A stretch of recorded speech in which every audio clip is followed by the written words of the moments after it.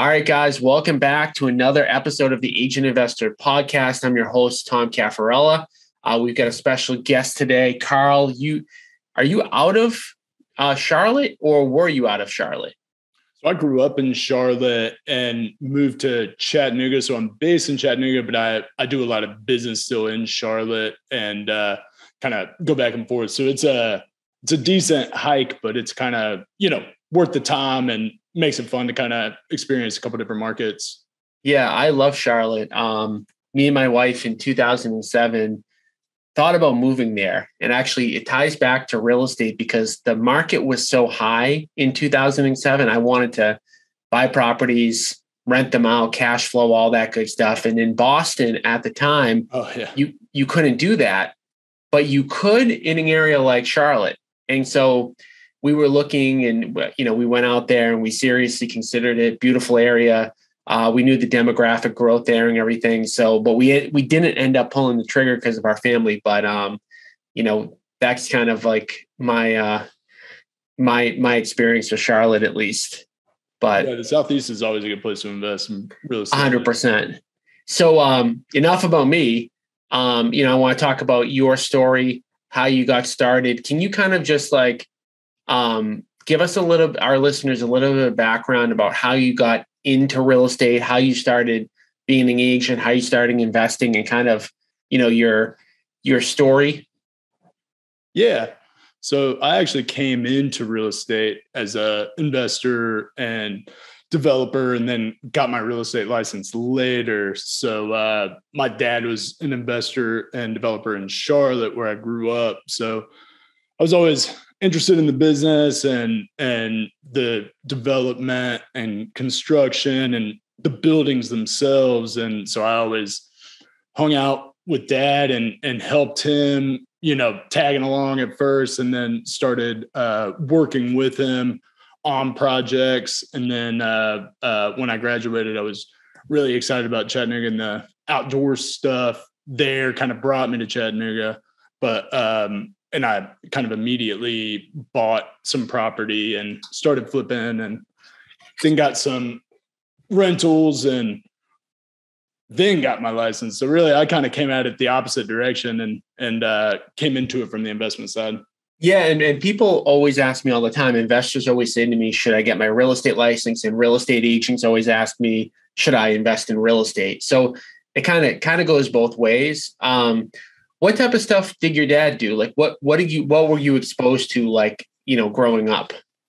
Pretty full spectrum. So he was a farm boy in Iowa and married my mom, and she got a job at UNCC as a professor. Yeah. So when he moved to Charlotte, he was just kind of trying to sort it out, and a little bit more of his background, from the farming side of it was land.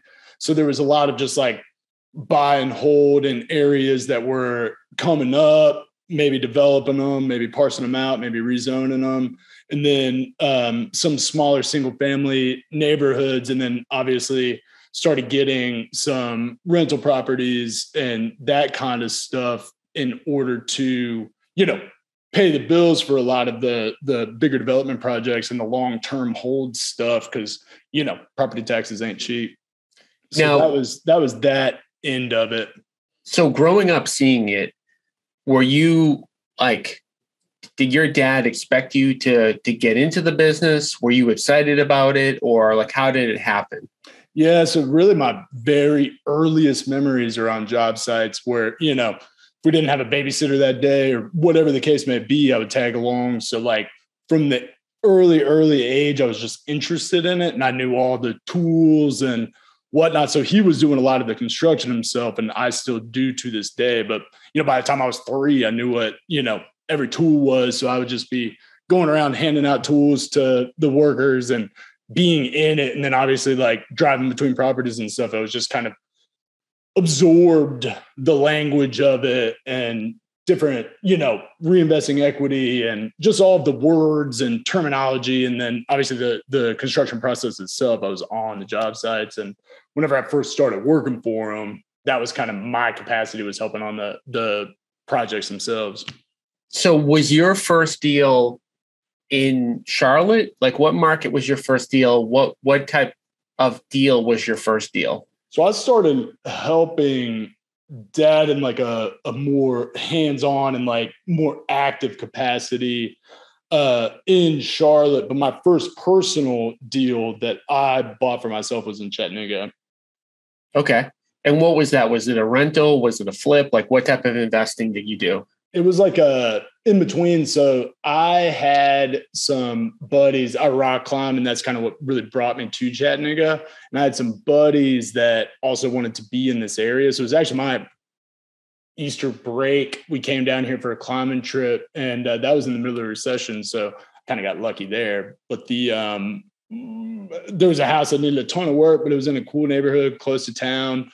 And I just put an offer in on it. It was a short sale, so it took a while to close. And so essentially I had the rest of that year in school as my senior year of college. And then the rest of that summer, it took like six or 8 months for the short sale to close. So by the time it was there, my buddies were ready to move in. So it was a property for myself that I knew would end up being a flip. And I had like 3 roommates that came down. So I was getting rent from them. I think I made like $30,000 in rent over like 4 or 5 years, and then sold it and reinvested that money into the next one, and et cetera. Yeah, it's crazy because like one thing that like a lot of younger people a lot of times don't take advantage of that. I see that so often that they do the exact same situation that you're in, but they don't buy it. They just all rent together. Totally. And obviously for you, that turned out to kind of be a no-brainer. So when you bought that property and you had the roommates move in, were you like, was that covering all of your expenses, or like, did you still have to kick in money? Like, what was that like? I mean, like I said, it was the middle of the recession. It was a short sale, and it was not livable when I bought it. So I was like scramble mode to get it ready for them to move, because, they had to get their stuff out and, have a place to live. So I was like scramble mode just to get it ready to live in. And it was, I think I paid $25,000 for it. So that's, wow. That's like recession money, back then. So yeah, it paid every bit of it. And I think, my little monthly payments were probably only like $300, and I had 3 roommates that were paying me whatever, I don't know, $300 each. So yeah. Wow. That's unbelievable. So at that point, once you did that first deal, like, had you already decided like, hey, like my future is going to be in investing? And like, at that point, what were you thinking you were going to do long term? Well, yeah, I knew I would. So I love buildings themselves, whether it's like the history of it, the architecture, design, engineering, all aspects of the buildings themselves. That's like my background, including my degree was in building science. So I knew I would want to have I just like a project. So, and customizing it to like what I really like about it, like kind of the creative artistic aspect of it. So I knew I would do it, but I was actually intending to go back and get a master's and go the engineering route, or probably engineering. I don't think I really was interested in all that goes into becoming an architect. But then I had a 9-to-5 job in the meantime before I ever went back to school, while I was still planning on working on the house and doing some of the investment end of it before going back to school. I had a little 9-to-5 job in there, and kind of realized pretty quick that it probably wasn't for me. So that's when it became the full-time gig between investing, construction stuff, and then I got my real estate license. It was a good balance of getting income and then the extra benefits of having your license when you're trying to do some investment. Yeah. So what prompted you to get your license? Your dad was not a licensed agent, right? He always had one, but he maybe for a brief minute was very active, but he had it to sell his own, and then did referrals, and just using the tools of being an agent. And then obviously like for his deal, saving a little bit of money on that end. And then, when you're in the space for as long as he's been, you end up with different partners and other people that are looking to invest. So he was able to help them, on their front, but he wasn't ever really like a active full-time agent as much as really primarily just doing the investment stuff. Hey everyone, this is Tom Caffarella. I want to quickly interrupt the podcast to number one, thank all of my loyal listeners of the Agent Investor podcast and tell you guys really quickly about an exciting event we have coming up. It's a 2-day event. It's called the Passive Income Real Estate Investor Event that you can find out more details at passiveincomeevent.com. We're going to be doing a 2-day training session teaching all of the agents and all of the investors at the event on how to achieve financial freedom through real estate. If you're like me and your goal is to not work 80, 100 hours a week grinding, selling real estate, flipping homes, definitely check out this event. We're going to teach you how to build a passive income portfolio so that you can retire, so that you can work when you want, how you want, and ultimately achieve financial freedom. So again, go to passiveincomeevent.com for more details, and we look forward to seeing you at the upcoming event. When you got your license, were you thinking, like, I'm just going to get this because I invest, or were you thinking this is a way for me to earn income as well? Yeah, so I was doing, for the income end of it, I was doing some like contract work. I was doing construction work for other people. And one thing, it was like kind of a lonely lifestyle. And then also real estate is like, you can kind of fit it in, and some of the other tools like just seem to make more sense as far as like going hand in hand with investing. The construction stuff helps, but I think like just having the high level of access as an agent goes a long way in terms of just being constantly up to date with where market trends are going and constantly up to date with hot sheets. And, your job is networking. So, if you're out and about and talking to people, that's a great way to find deals. So it just kind of ended up seeming like that was a better source of income to support the investment stuff. And, yeah. So for our listeners to kind of get an idea on the agent side, like how many agent transactions do you process in a year on average? So mine will swing widely. So I'll have, 2 to 3 a month for a year or two. And then I bought 2 houses in 2015, both of which were like big projects. One of which is like I'll move into. So it was like really hands-on because it was a gut job. So it's like, everything's custom on it. So, I'll go from, selling 6 in a year with just like referrals and past clients and sphere of influence type of stuff. And then, another year go 24, 36. Yeah. Which is kind of common. I mean, this is another thing that kind of a common theme we talk about on the show a lot is like, obviously a lot of people who are listeners are successful agents and they do a bunch of transactions, but even people who do a lot of transactions, what you just said isn't that uncommon. And like within my own brokerage, it's crazy because like we always look at the stacks for agents. We say, oh, this person had a huge year. And then it's not uncommon for the year after that for it to be a weak year. And a lot of times it's not anything that the agent necessarily did, but it's just like, hey, the people that know, like, and trust them didn't buy or sell any houses this year.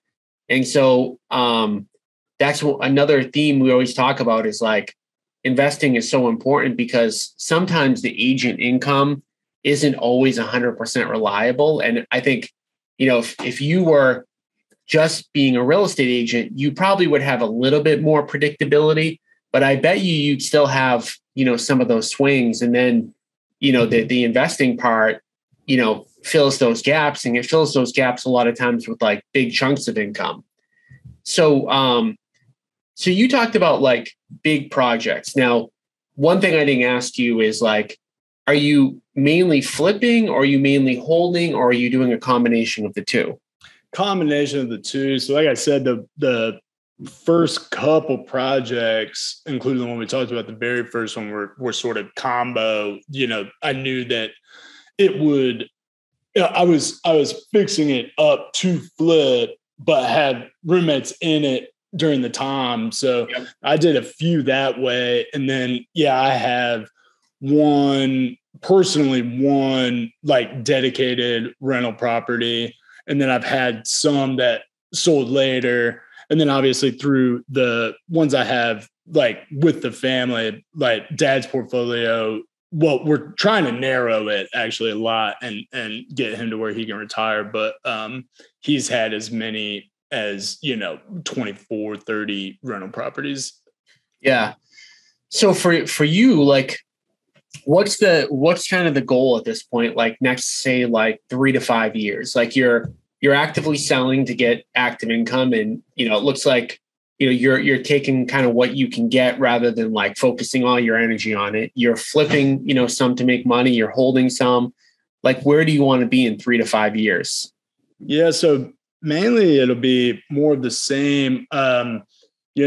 Obviously saving for retirement is a great thing. And then, the more you're on the investment end, I'd like to actually merge the two aspects, the actual agent life and the investment life a little bit more and primarily, if not exclusively, work with investors. I'm doing more in the commercial realm to where I don't have to do as much of the consistent hitting the phones all the time for new leads. Just have a group of say 5 to 10 investors that are doing 2, 3, 4 deals a year, and that also gives you the opportunity to partner with them if they're doing some of that type of stuff. But I have other passions as well. I'd like to spend more time. I was kind of part of the reason I didn't go the route of career engineering or something like that was I like having the autonomy to go rock climbing when I want to go rock climbing or go on a trip that springs up, so there's that aspect of it as well. And, real estate's also really good for that because especially nowadays you can do most of it from afar. So how are you balancing all that? Because you just said a lot of things, right? You're flipping, you're holding, you're a licensed agent, and I don't know that you take a lot of time off, but you take time off when you want to. So how are you kind of balancing all those things together? I mean, a lot of it is just systems and bootstrapping, working your butt off, especially when it's a big project so I think obviously real estate can have a lot of unexpected issues come up, but there's still a narrow range of issues so that you can expect when it comes to like, inspections or closing, delays. Whereas a big remodel project or a flip, it can be a wider ranging sort. So, I'll have a year or two of working, that was the only good thing about COVID is I didn't feel like I was missing anything because I was doing a remodel project that I was working 80 hours a week. And then, when I'm done, I'm ready to go outside and enjoy myself. So I have the ability to, get that big sale and then be able to spend some time catching up with family and friends and going outside. So for the people, I know you came into this really growing up in the investing world. So you've got probably a totally different perspective than a lot of the people that are listening who they're successful real estate agents. Maybe they've never invested or they've thought about investing and haven't done it for a long time. What would you say to an agent who's read a bunch of books, thought about investing for a while and hasn't yet? I mean, I think the main thing is going to be just follow your passion. So I love buildings and the project itself. If you're more of a numbers person, you can tap into more of the cap rates and running calculations and figuring out growth markets and go that route. If you're really passionate about networking and people, then I mean that's the best way to get a deal. The most recent house I flipped was going to neighborhood association meetings. So I think that's like the most important thing is just follow your passions, which is, cliche to say, but even as it specifically applies to your investment and career goals. And yeah, you can approach it from different routes. Yeah. So I think we got time for probably one more question. And so I want you to think back, right? Again, with your experience growing up, seeing your dad do it, all that good stuff. What's the biggest piece of advice that you would give to somebody that you learned kind of like growing up and seeing the investing business, being involved from just a really young age, that you would say, this is the one thing, to think about or that you should be learning about, et cetera? Yeah, we've hit on a lot of it as far as that goes. Just paying attention to the market is really, really important. The overall market and where, different trends and, just keeping your eye on the hot sheets and seeing what's available. And then, when you're going out to a listing appointment, think about the possibility of, wow, I'm actually, there's a smaller market for this house because it needs some updating or this or that. And if you can identify it as one that like, well, I'm not scared of it. Why don't I put my offer in on it? So that's the, the benefit of being an agent.